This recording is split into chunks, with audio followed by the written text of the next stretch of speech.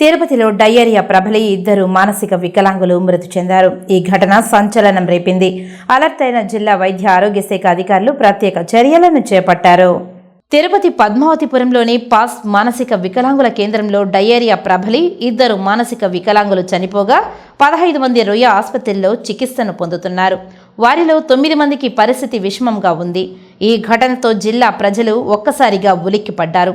నెల రోజుల వ్యవధిలో జిల్లాలో 6 మంది డయేరియాతో చనిపోవడం సంచలనంగా మారింది.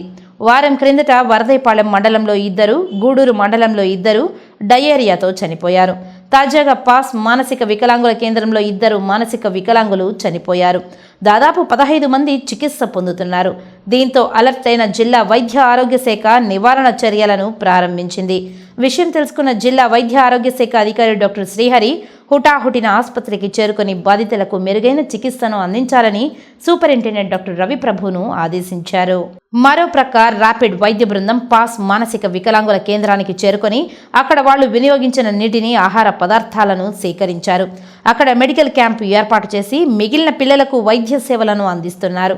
ఈ ఘటనపై జిల్లా వైద్య ఆరోగ్య శాఖ అధికారి డాక్టర్ శ్రీహరి మాట్లాడుతూ, పాస్ మానసిక వికలాంగుల కేంద్రంలో 3 రోజుల ముందు డయేరియా ప్రబలిందని నిర్వాహకులు ఓ ఆయుర్వేద వైద్యుని చేత వైద్యం అందించారని తెలియజేశారు.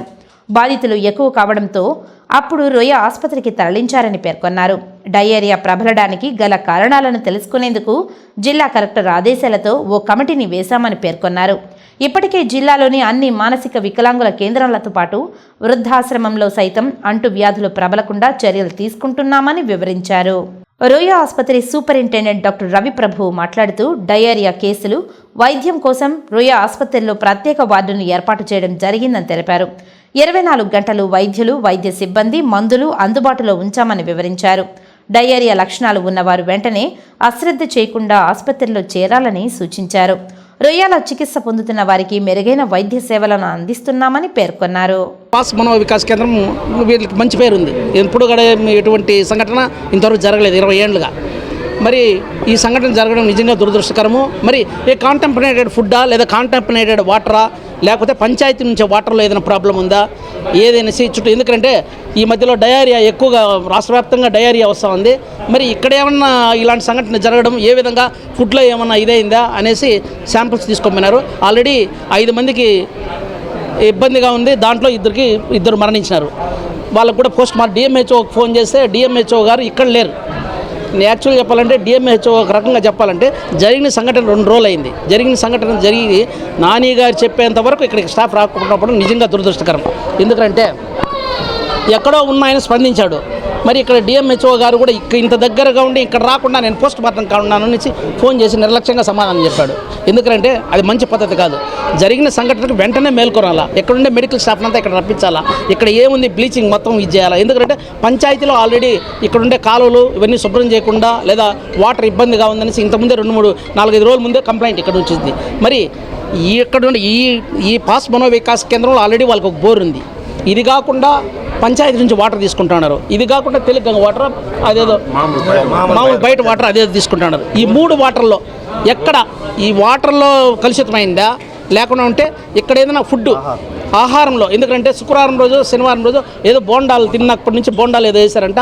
అప్పుడు అక్కడి నుంచి తిన్నప్పటి నుంచి కొంతమంది పిల్లలకి అస్వస్థతగా ఉంది అక్కడి నుంచి అని చెప్పుకుంటూ వచ్చారు. ఆదివారం ఉదయం వచ్చి కూడా కొంతమందికి అంటే శనివారం వాళ్ళకి క్యూర్ అయిపోతే ఆదివారం వాళ్ళకి మళ్ళీ ఆదివారం కొంతమందికి అస్వస్థత ఉంటే మా రెగ్యులర్ డాక్టర్ ఉన్నారు మార్టిన్, వారు వైద్యం చేసి మెడిసిన్స్ అవి పెట్టి వెళ్ళిపోయారు.